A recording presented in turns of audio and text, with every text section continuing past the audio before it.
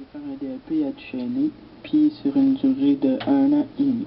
Dans cette vidéo-là, je vais vous montrer les techniques d'abattage, les moyens de transport utilisés, comment placer le bois après un abattage, puis les outils utilisés, et vers la fin, je vais vous dire différents types de blessures qu'on peut retrouver sur un arbre. Donc, premièrement, les techniques d'abattage, il y a plusieurs étapes avant de faire l'abattage d'un arbre. Premièrement, c'est de se familiariser avec la tronçonneuse qu'on a entre les mains. Faut toujours être accompagné d'une personne près de nous dans la forêt. Puis, un téléphone mobile, c'est une bonne idée aussi parce qu'il vous permet d'appeler rapidement de l'aide si vous en avez besoin. Deuxièmement, c'est de choisir la direction de l'abattage. Dans le fond, une fois que vous avez choisi la direction, il faut décider aussi où ce qui va tomber. Vous devriez considérer les points suivants aussi. L'arbre est-il penché? Les branches qui peuvent tomber dessus, de quel sens? Dans quelle direction est le vent? Ça aussi, c'est très important, puisque la direction du vent peut faire changer où ce que l'arbre va tomber. L'abattage dans une autre direction nécessite une technique spéciale. Plus d'efforts est parfois tout simplement impossible. C'est un avantage si vous pouvez abattre l'arbre à travers une roche ou une souche. Si d'autres personnes sont à proximité, il ne faut pas oublier que la distance de sécurité pour eux est d'au moins 2 mètres. Troisièmement, c'est l'ébranchage du bas du tronc. Dans le fond, comme vous le voyez ici sur la photo, faut scier les branches basses qui peuvent être dangereuses. N'utilisez jamais de tronçonneuse plus haut que la hauteur des épaules. Il ne faut jamais se placer directement derrière la tronçonneuse. Servez-vous du tronc comme protection entre vous et la tronçonneuse. Quatrièmement, c'est débroussailler la zone de travail et de retraite. Ça veut dire de nettoyer le sol autour de l'arbre et les quelques mètres derrière, parce que lorsque l'arbre tombe, il faut que vous reculez quelques pas, car il peut arriver que les extrémités des racines sortent du sol.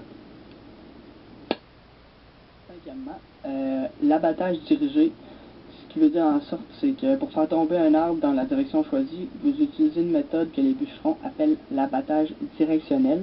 Vous coupez une sorte de charnière dans l'arbre qui dirige l'arbre dans sa chute au sol. Pour créer cette charnière, coupez-vous d'abord une pièce en forme de coin en utilisant un coupe directionnel. Comme vous le voyez sur la photo, ça fait un genre de triangle. Ensuite, vous faites le coupe de l'abattage en coupant horizontalement du côté opposé où ce que vous avez fait le triangle. Puis, cependant, vous ne devriez pas scier la tige entièrement, mais laisser une charnière d'environ 3 cm entre où ce que vous sciez et le triangle.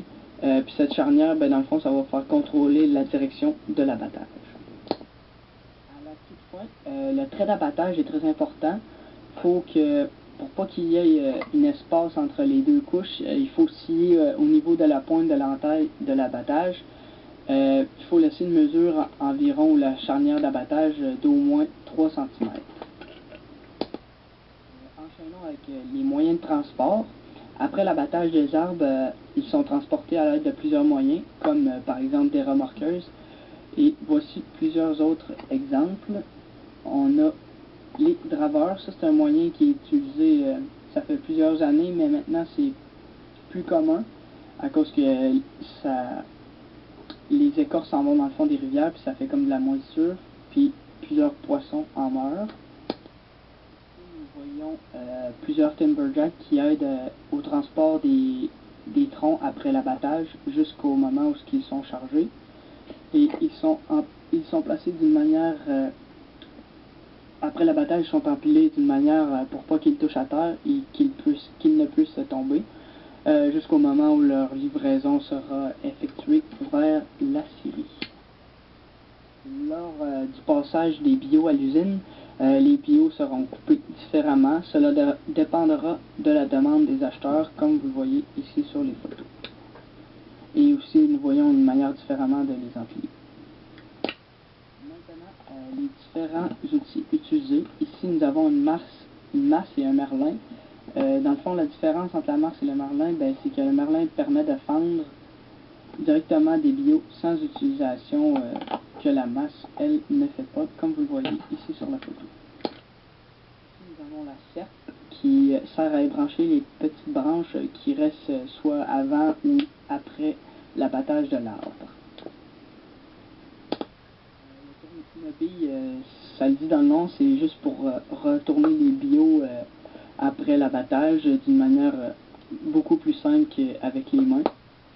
Puis dans le fond, le tourne-bille avec les anneaux évite de transporter un manche qui peut être remplacé par une perche.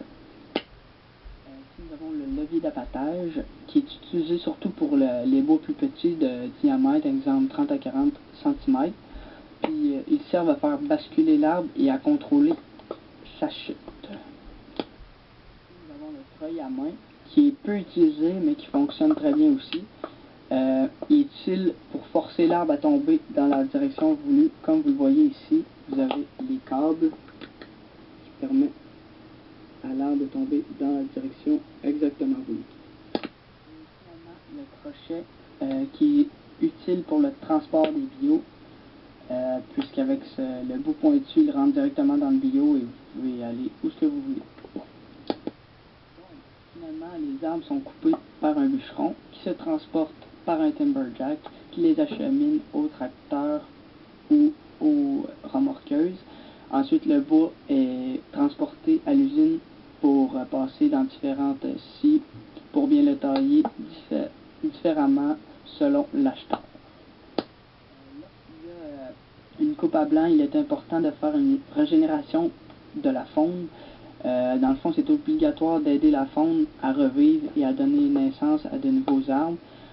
C'est pourquoi, après l'exécution des arbres, des hommes iront planter des petits arbres pour aider à repousser. Finalement, voici les types de blessures que des arbres peuvent avoir. La première photo à la gauche, c'est une blessure causée par un animal.